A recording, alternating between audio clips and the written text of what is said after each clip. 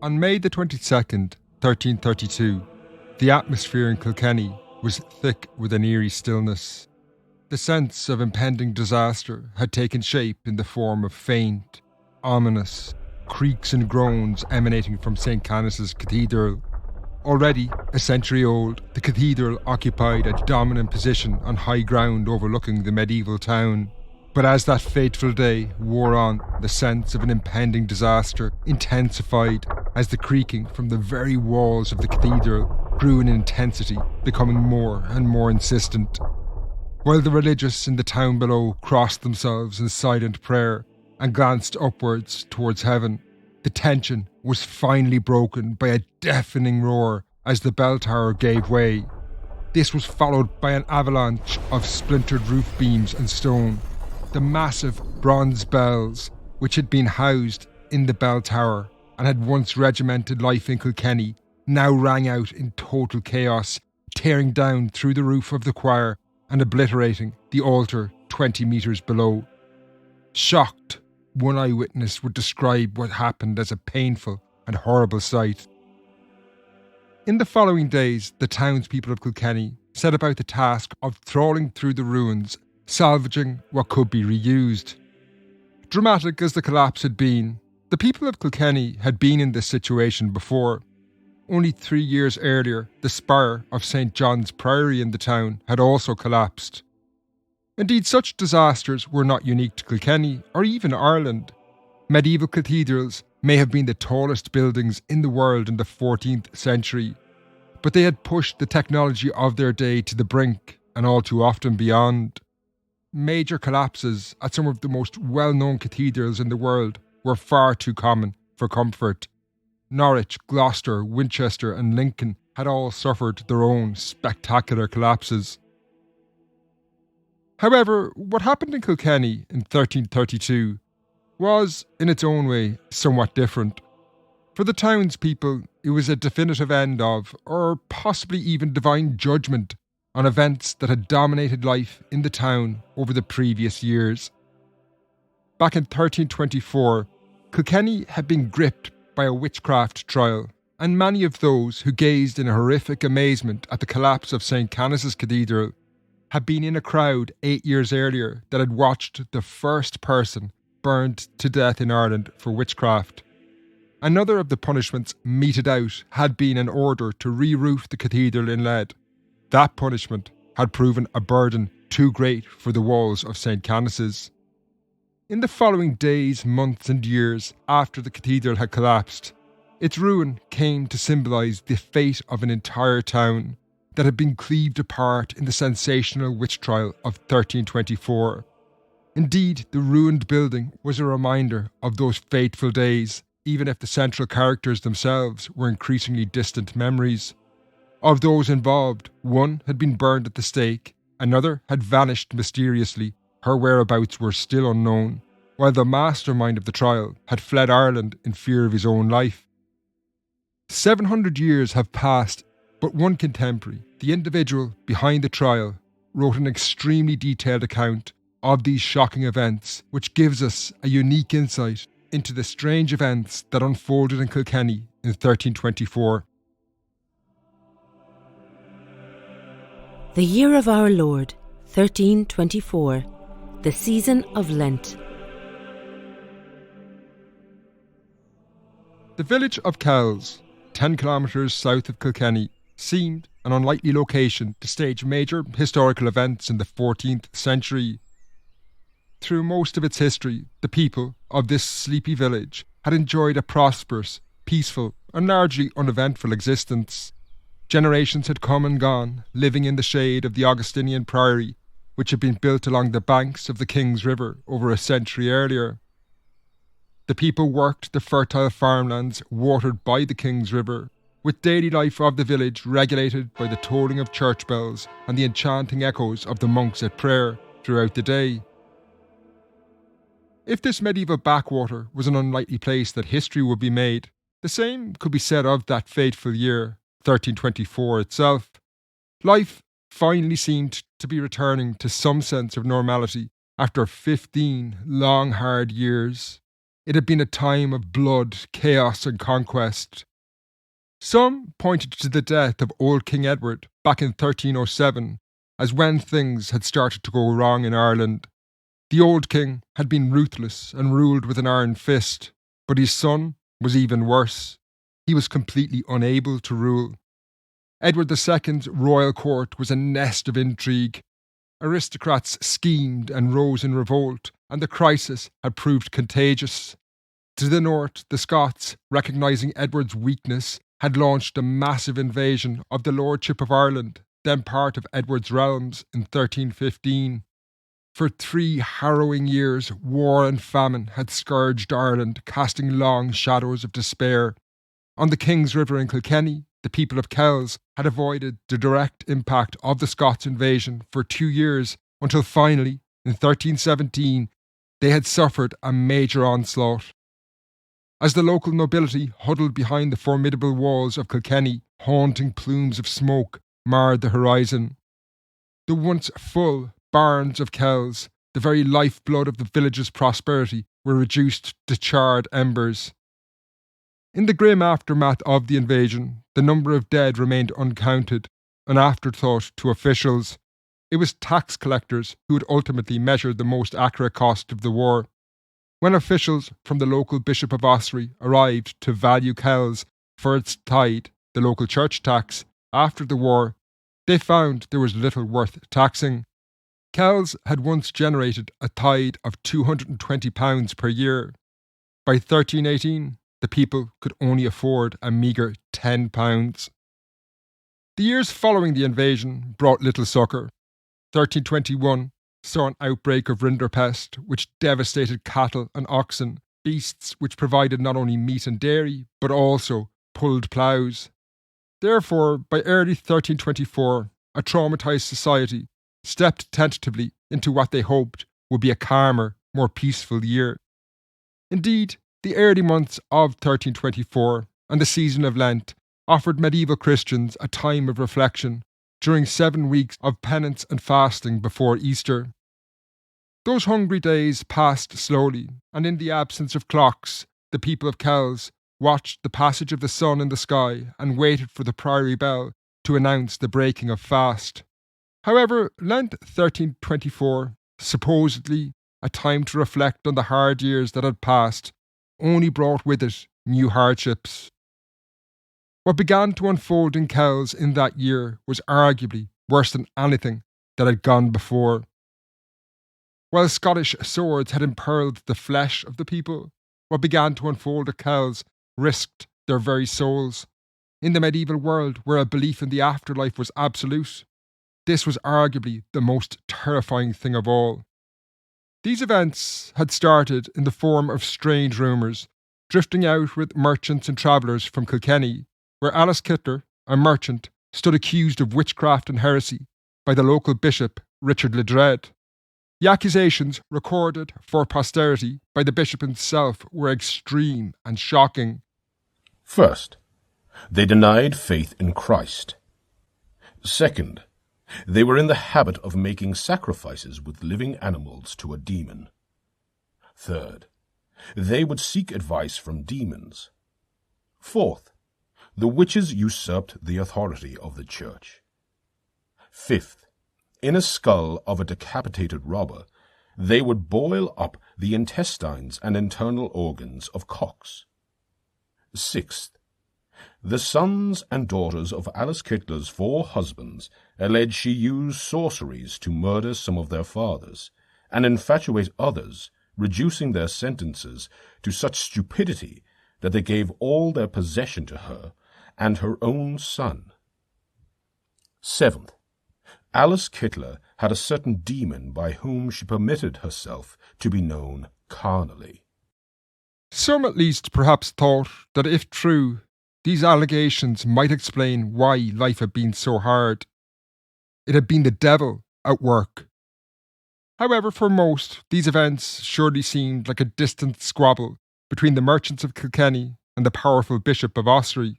That was until Lent 1324.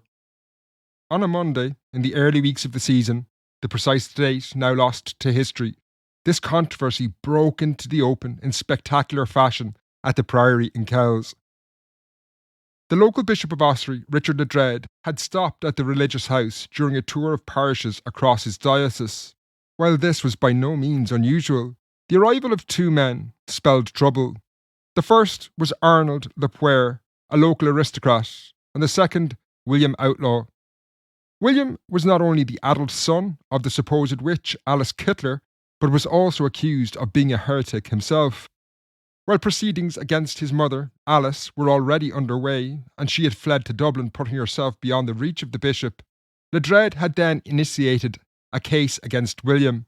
Therefore, William's arrival at the priory in Kells in the company of Arnold Le Poer almost guaranteed trouble.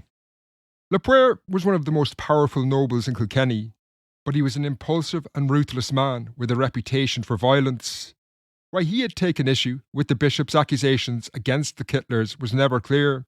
He may have resented what he saw as a cleric overreaching his power and influence, or possibly the Kytlers had bought his allegiance. Either way, Arnold Le Poer was not a man who did things by half measures. Inside the priory on that fateful Monday, what began as a conversation between the men and the bishop turned into a heated argument. Perhaps irritated by hours of arduous fasting, tempers were quick to flare. By evening, the normal chanting of monks that echoed up the King's River to Kells was broken by raised voices. In the contemporary account written by the bishop of these events, he recorded what happened. Their conversation dragged on until almost midnight, with Arnold offering many things and offering more.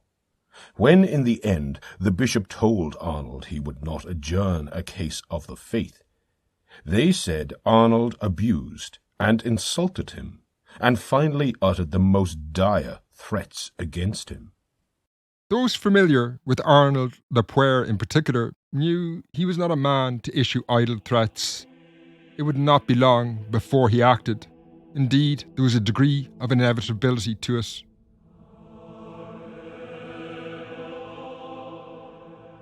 As the sun rose over Kells the following morning, the priory was alive with activity. In the fresh morning air, the gates opened, and the bishop, Richard Ledrede, and his retinue emerged, intending on travelling south and continuing their journey through the diocese of Ossory. However, not long after leaving the priory, Ledrede found the road ahead blocked by a party of armed men. Arnold Le Poer, it seemed, had gone for what was the nuclear option in the medieval world. The Second Lateran Council of 1139 had explicitly forbidden anyone from laying hands on a man of the cloth, but Arnold Le Poer was determined now to stop Richard Ledrede prosecuting William Outlaw as a heretic like he had done to his mother. While Arnold himself was not present on the road that morning, he had entrusted the task of arresting the bishop to his cousin, a Sergeant Stephen Le Poer. The aim, initially at least, was not to kill the bishop, but to imprison him until the date of William Outlaw's trial before the bishop's court had passed. However, the gravity of what they were doing was not lost on the men sent by Arnold Le Poer. In his own account, the bishop would later recall what the armed men said to him. Lord Bishop, we mean you no harm, but we have something to say which distresses us greatly. We have been given instructions to arrest your person and convey you to prison in the castle of Kilkenny. Bishop Ledrede was very careful in his response. He demanded to know who was behind the orders and asked to see a warrant. While the answers were obvious and clear, this move would prove crucial later down the line. The bishop also at this moment made a show of resisting his detainment to demonstrate he did not accept that these acts committed under orders of Arnold Le Poer were legitimate. For the people of Kells, though, looking on to this was a staggering course of events. While they watched the armed men turn the bishop's party around and lead them off north in the direction of Kilkenny, they surely knew the ramifications of this would be enormous. This would not be the last they would hear of this arrest. Clashes between the church and civil authorities had a long history and never ended well. Everyone had heard of the notorious murder of the Archbishop of Canterbury, Thomas à Becket, in 1170, when he had refused to bend to secular authorities. In the aftermath of that, the King of England himself faced major punishments. The journey to Kilkenny Castle from Kells was short. It was around 14 kilometres and took no more than 2 hours on horseback. But even before the stone walls of the town came into view, Arnold le Poir's men were surely questioning the wisdom of seizing the bishop. If they had been hesitant, he was strangely confident and self-assured. Along the route they passed an inn where Arnold le Poir himself was lodging, and the sergeant, Stephen, who had carried out the arrest, growing more uneasy with his prisoner as each mile passed, encouraged the bishop to go into the inn and talk to Arnold, which might allow for his release. However, Ledrede dismissed the offer out of hand. Fearing that this might later be interpreted as an acceptance of Arnold's actions, Bishop Ledrede was now focusing very much on what he regarded as a far more consequential struggle unfolding before him, one between good and evil, between the devil and God. As the group passed on, the walls of Kilkenny came into view, and to the east the large fortress that was Kilkenny Castle. To the amazement of onlookers around the town, the bishop was brought into the castle and locked in a cell. Kilkenny Castle was situated on a high ridge that commanded a view of the entire town of Kilkenny and the quay crossing over the River Nore to the east. However, in his cell, Bishop Ledrede's thoughts were focused on what lay to the south, the suburb known as Flemingstown, or Fleming Street. This was where the devil, as he saw it, had emerged.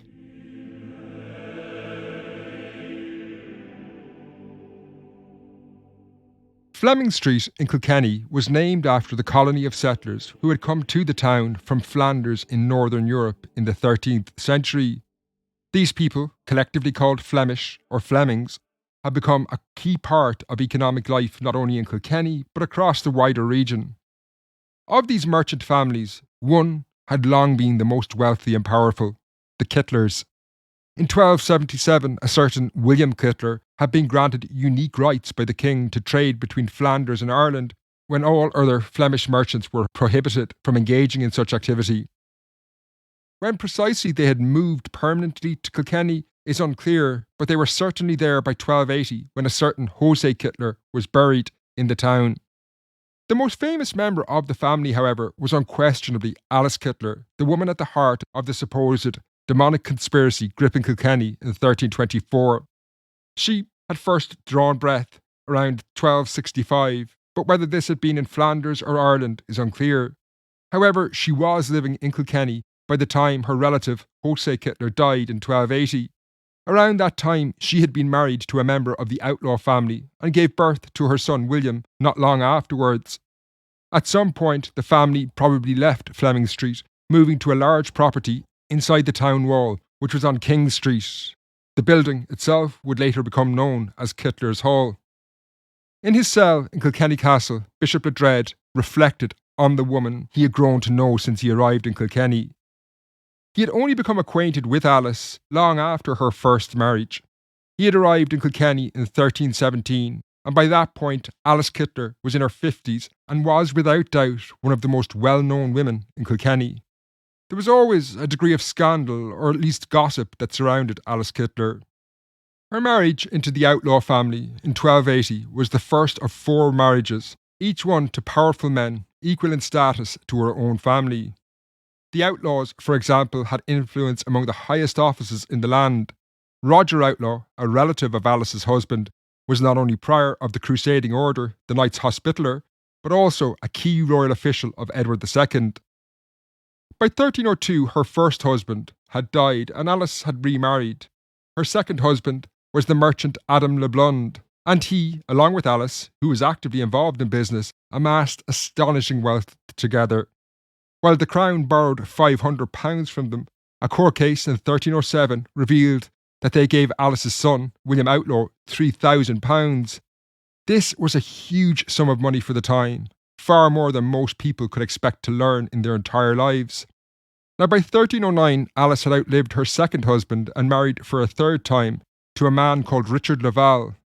This union, however, followed a similar trajectory. Richard and Alice were engaged in business before Richard died, sometime around 1316. It was shortly after the death of her third husband that she became entangled in Bishop Richard Ledrede's life, or rather, he became entangled in hers.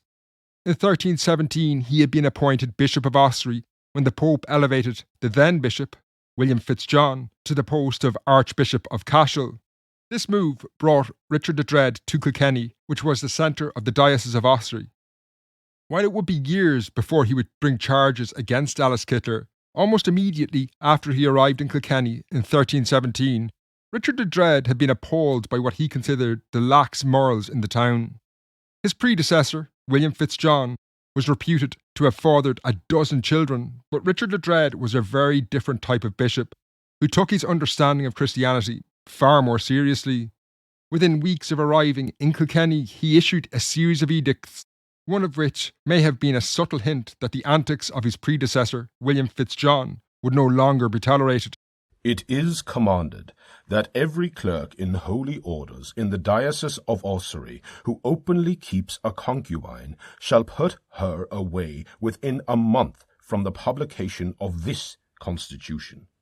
If not, he shall be suspended from his office. In Bishop Ledrede's eyes, Alice Kyteler may have symbolised the moral decay he perceived to be rife in Kilkenny. By 1317, she was increasingly the source of many rumours. It was around this time that she married her fourth husband, an individual called John Le Poer. While there was nothing illegal or untoward in Alice's multiple marriages, indeed it was more common in a time of low life expectancy, Alice did have what might be called tense relationships with her stepchildren, the sons and daughters of her previous husbands. Rumours in Kilkenny were rife that Alice and her son William Outlaw had benefited financially from the demise of each of her husbands, and this had come at the expense of these men's families. In 1307, not long before he died, Alice's second husband, Adam le Blund, had made a very unusual will where he appointed Alice's son, William Outlaw, as his sole heir, even though he did have other children from a previous marriage. In 1316, Alice had to sue the son of her third husband as he refused to give her share of his estate. The course of these events inevitably led to rumours around Alice Kyteler, and in the 1320s her stepchildren, the offspring of her late husband, began to seek justice. They took what seems today like a strange case. In an effort to explain what had happened to their fathers, they accused Alice of casting spells that not only duped the men into handing over their wealth, but also led to their deaths. Now, this case of misusing magic was an offence that could be prosecuted, but it was not considered very severe. In Buckinghamshire, in England, for example, a woman called Catherine Martin was convicted of casting spells. After repenting, she was beaten 3 times through the local church. Stark as this was, in Kilkenny in 1324, Richard Ledrede had interpreted Alice's crime in very different terms, with very different consequences.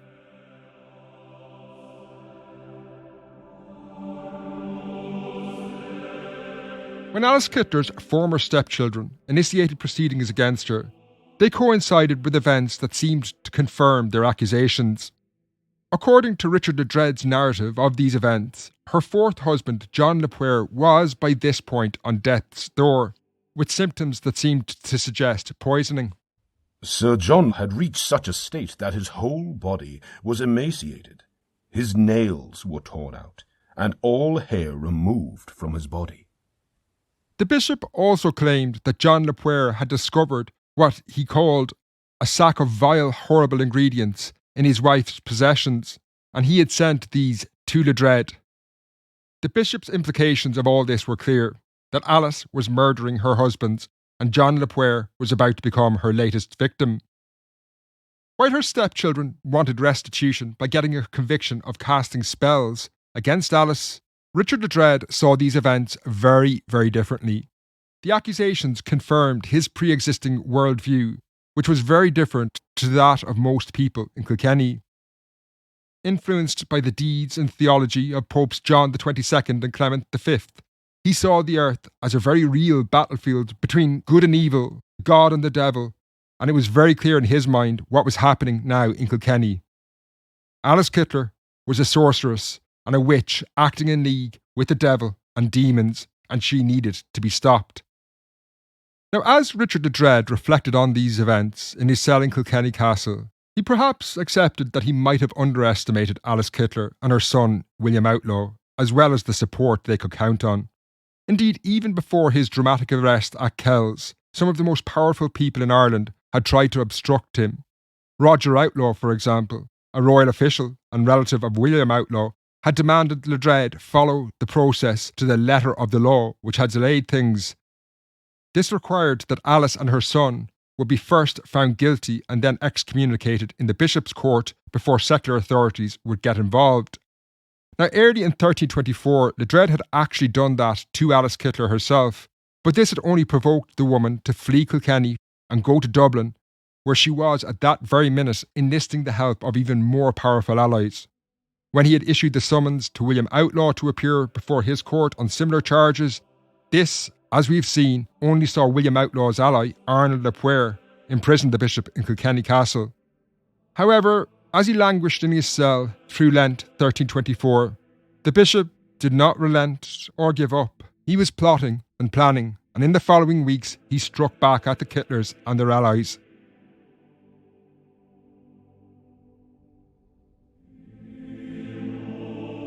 Despite being locked up in his cell in Kilkenny Castle, Richard Ledrede was neither cowed nor idle by the threats made against him by Arnold Le Poer. Indeed, he planned to dramatically escalate tensions by retaliating in the only way he knew how. He was literally going to strike the fear of God into people in Kilkenny. This he did by placing the entire diocese, which included Kilkenny, under an interdict. An interdiction was a terrifying thing for people in the 14th century. All church services, baptisms, weddings and funerals were suspended. The fact he did this in the middle of Lent only heightened the sense of damnation this could bring. The prospect of dying without final absolution and eternal damnation that would follow saw people now rally to the bishop.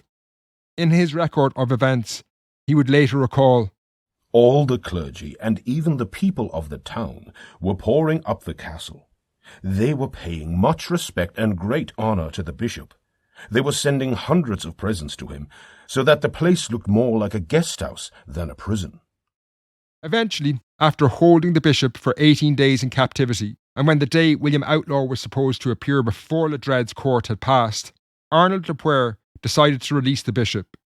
But Richard Ledrede was always a man with an eye on perception, and he carefully choreographed his release. He refused to leave Kilkenny Castle until his vestments had been brought to him, and a large crowd was assembled to witness his release. If Ledrede is to be believed, large numbers of people in Kilkenny were now rallying to him. And this might be true. It's understandable that given what people had been through in the previous 10 years, the war, famine, and general hardships, it's easy to see how they might believe that the devil was actively conspiring against them.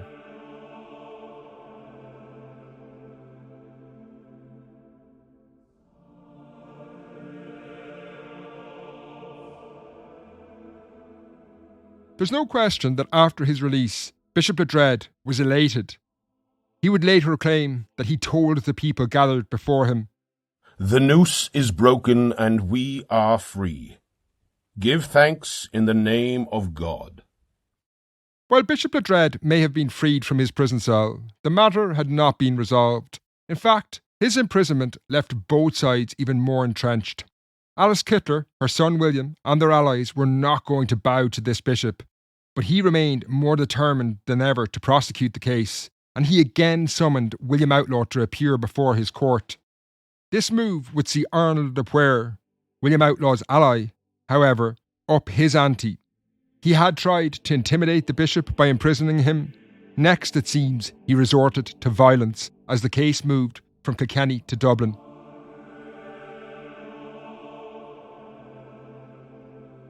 The year of our Lord, 1324, summer.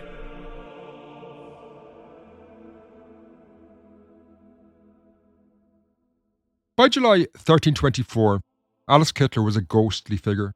She should have reached a point in her life where she could start enjoying what were going to be her later years. Around the age of 60, her earliest memories stretched back to a time when Henry III had been king, a time far beyond the memory of most people. However, when Bishop Ledrede had turned her feud with her stepchildren into a deadly case of heresy and witchcraft, this had upended whatever plans she may have had, as events had changed considerably since her son and his ally, Arnold Le Poer, had arrested the bishop. Back at that time, Alice was undoubtedly confident she could best Richard Ledrede, whose extreme ideas were unheard of in Ireland. When it had become clear that he was deadly serious about prosecuting her, she hadn't fought the bishop in Kilkenny, but instead set out on the long, hard journey for Dublin, where she had powerful allies. The 110-kilometre trip overland to Dublin was hard and getting harder with each passing year. Even for a fit and healthy person in the prime of life, the road to Dublin by 1324, and in the early month of the year in particular, took its toll. To reach the city, a traveller had to avoid the lawless hills in Wicklow to the east and North Kilkenny to the west, and then also cross the rivers Barrow and Liffey. However, Alice recognised that the solution to her problems lay in Dublin and not Kilkenny, and she endured the rigours of this journey. She had powerful friends in Dublin, including William Duce, the mayor of the city, not to mention Roger Outlaw, a relative of her first husband. While Arnold Le Poer imprisoned Richard Ledrede in Kilkenny Castle, Alice had marshalled these forces to aid her case. And when the imprisonment failed to intimidate the bishop into backing down, Alice's allies in Dublin set in train a course of events that they hoped would force the bishop into abeyance. When Ledrede summoned Alice's son William Outlaw to a second hearing before his court, they demanded he travel to Dublin to answer for his actions in Kilkenny. However, at this point, Ledrede had been growing wary about what was happening. He too knew that road to Dublin.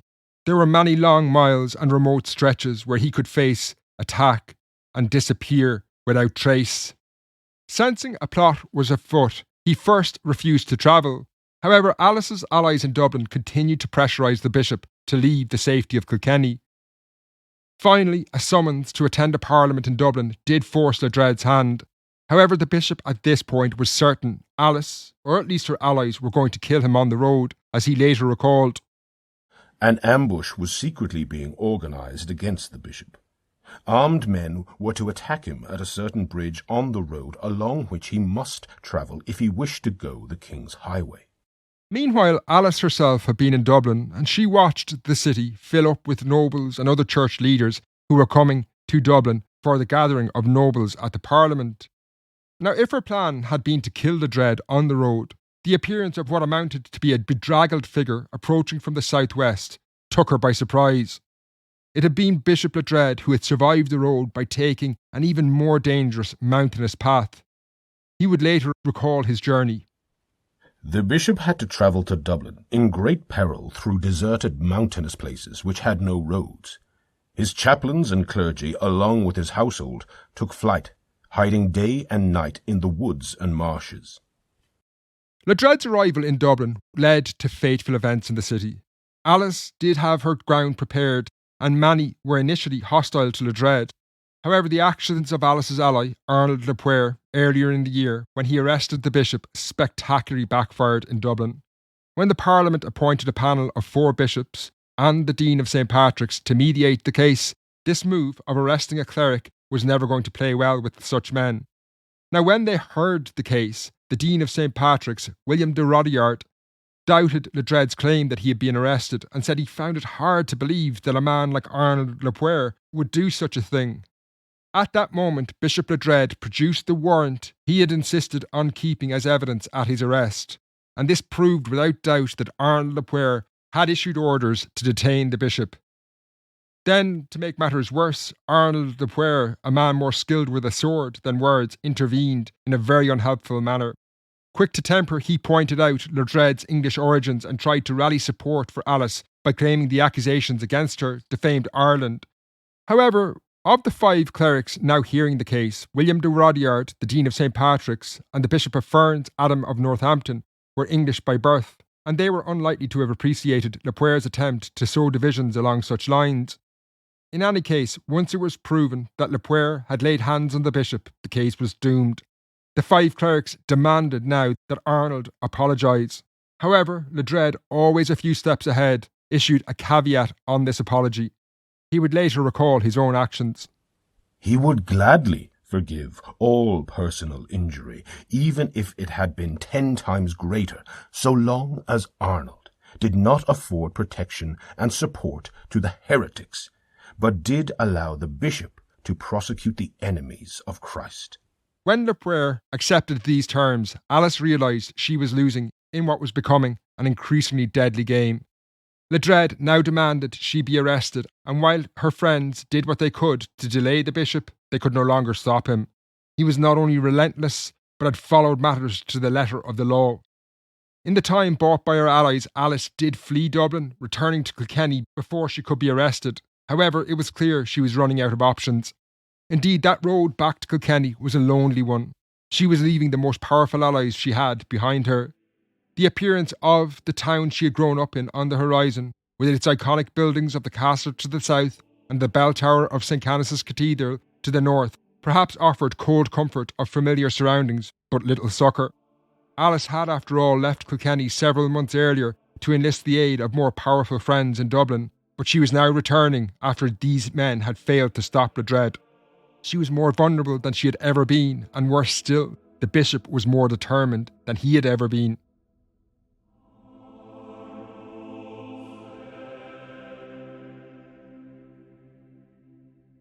While Ledrede did have to remain in Dublin for a few weeks to further his cause with the royal officials and administration in the city, he didn't let the case rest. Instead, he sent riders to Kilkenny with orders now to start an inquisition of those accused of witchcraft and heresy. Events began to move quickly. Numerous people, including Alice herself, were arrested, and inquisitors set about their humiliating work. Details of exactly what happened are scant, but by his own record, the bishop would state that Alice and 6 others were publicly impeached and openly dishonoured. Given that this entire affair was somewhat unique in terms of Irish history, Alice Kyteler was now very much in uncharted territory. Although, given her own family's history, they may have sensed where this could all end up. The Kyteler family had been involved in trade for decades and were surely acutely aware of what had happened to their fellow traders and moneylenders in the Order of the Knights Templar around 15 years earlier. They had been accused of similar acts to Alice. Indeed, Ledrede was clearly influenced by that trial. If this was the roadmap he was following, this was deeply disconcerting. That trial had, after all, ended with numerous Templars being burned at the stake. The events in Kilkenny that summer were certainly heading in a very dangerous direction.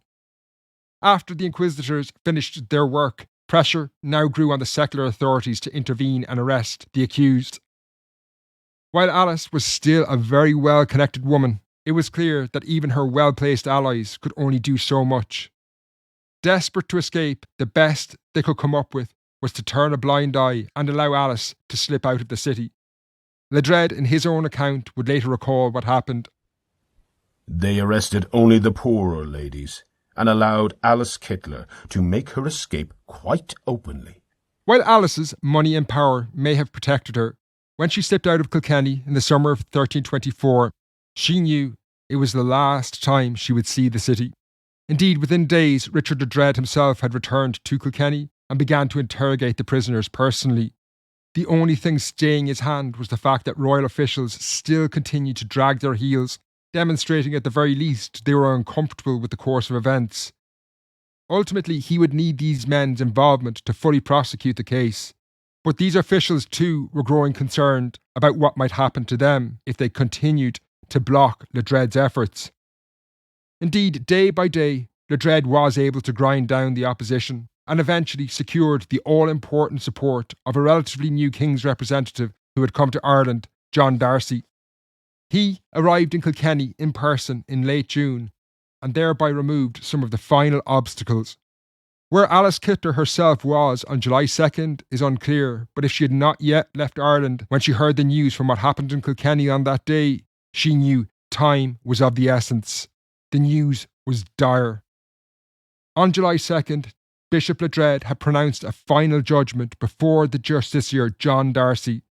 He would later recall it in the following terms. With the unanimous judgment of both secular and religious lawyers, he announced that the said sorcerer and relapsed heretic must be handed over to the secular judgment for due punishment, and her possessions confiscated.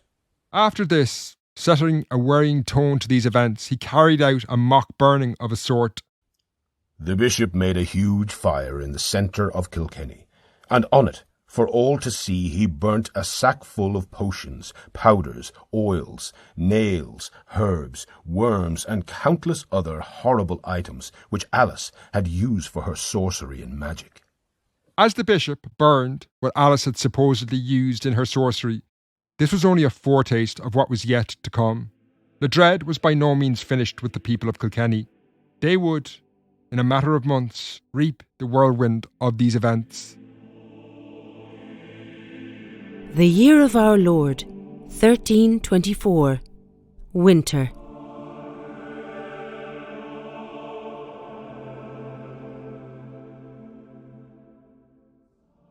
Alice Kyteler had clearly sensed what was at play when she fled Kilkenny, and it didn't take long for her fears to be proven correct. On November 2nd, 1324, Ledrede would finally carry out an execution in the most shocking manner possible when a woman, Petronilla de Meath, was burned at the stake in Kilkenny for heresy and witchcraft.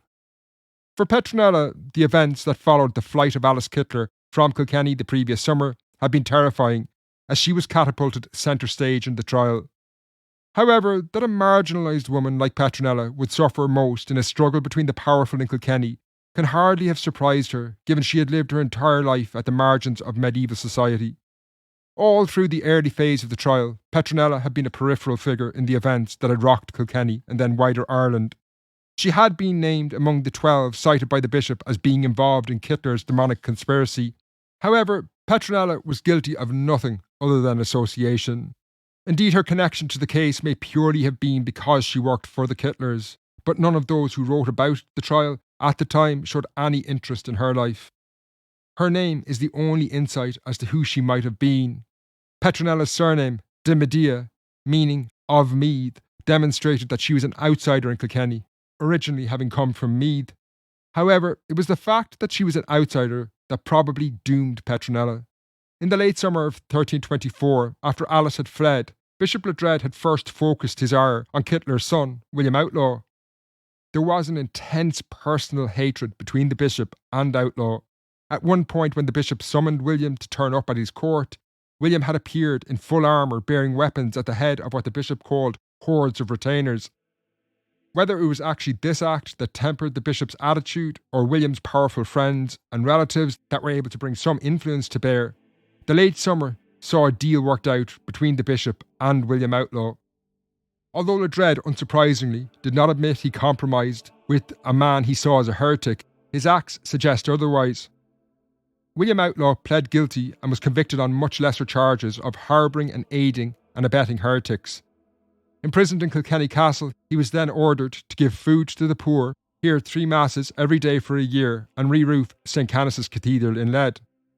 This, the bishop claimed, would serve as a continual reminder to everyone, so that henceforth no would dare to oppose the church, nor would anyone dare, publicly or privately, to offer help to heretics.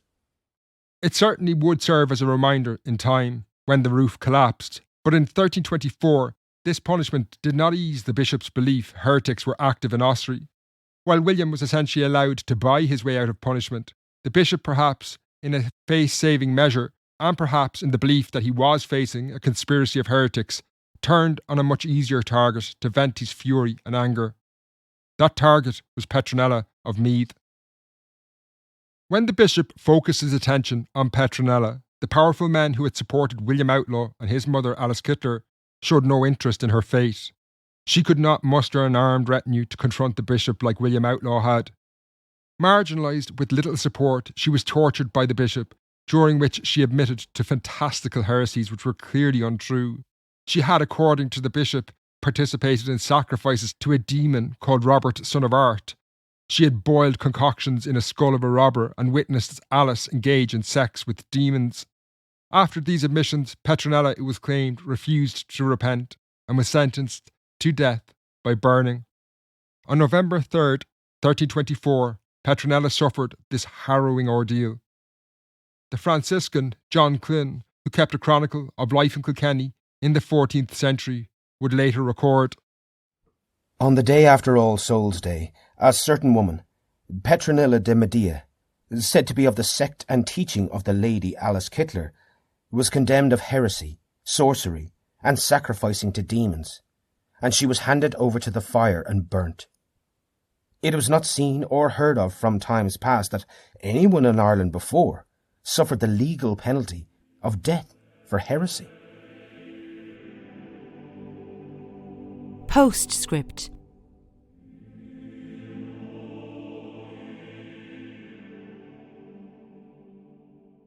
"700 years has passed since these fateful events played out in Kilkenny. The trial itself had an enduring legacy in the years following the execution of Petronilla. In 1325, William Outlaw was hauled before the Bishop's Court again for not carrying out the punishments he had agreed to.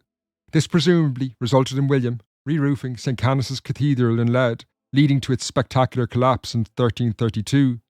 William would, after this, disappear from history. Of the others involved, Richard Ledrede accused Arnold of Puer of heresy and excommunicated him in 1328. Arnold was arrested and died in Dublin Castle in 1329 before he could face trial. Roger Outlaw, who had protected Alice Kyteler and his relative, Alice's son William, was also accused of heresy by Ledrede, but the bishop, in the case of Roger, had reached too far. A very powerful individual, Roger Outlaw, was cleared when the case was heard by a panel of clerics. By this point, Richard Ledrede had made many enemies. In 1329, he would have to flee Ireland in fear of his life, and would spend the next 2 decades at the papal court in Avignon. He returned to Ireland in 1349 after most of his enemies had died. He served as Bishop of Ossory until around 1360, when he died, having lived into his 90s. But what of Alice herself, the woman at the centre of the trial? No more is mentioned of Alice after she fled Kilkenny in the summer of 1324. Where she went is anyone's guess. But folklore is a funny thing, and it can sometimes be like whispers from a past age. The story, unsurprisingly, endured in Kilkenny and was passed down in local lore there. Even a building called Kytler's Hall, or latterly Kytler's Inn, remains in the city today. However, it's from Yorkshire, England, where the last trace of Alice possibly survives in folklore. Historians Anne Neary and Bernadette Williams have highlighted a strange account published in a book in 1905. The publication, called Legendary Rambles, Ingleton and Lonsdale, is a catalogue of folklore from Yorkshire. One of the stories tells of a witch called Alice Kyteler who miraculously summoned an army of 500 knights through magic to fight in a battle in the War of the Roses. This Alice was oddly also prosecuted by the Bishop of Ossory, who was passing through the region, and the punishment was similar to events in Kilkenny in that she had to re-roof Clapham Church in Ledrede. This folk tale has too many similarities to the Kilkenny case to be purely coincidental or accidental. Now, this story might be inspired by a reading of the actual history of the case, but perhaps it's a distant echo from the 14th century, inspired by the arrival of a strange woman from Kilkenny in Yorkshire in 1324. You've been listening to Ireland's first witchcraft trial on the Irish History Podcast. It was written and researched by myself, Finn Dwyer. Sound was by Kate Dunlea. Additional narrations are from Aidan Crowe and Therese Murray. Research and production of this episode was funded by the Library and Heritage Services at Kilkenny County Council, with the support of the Department of Tourism, Culture, Arts, Gaeltacht, Sport and Media. Until next time, Slán.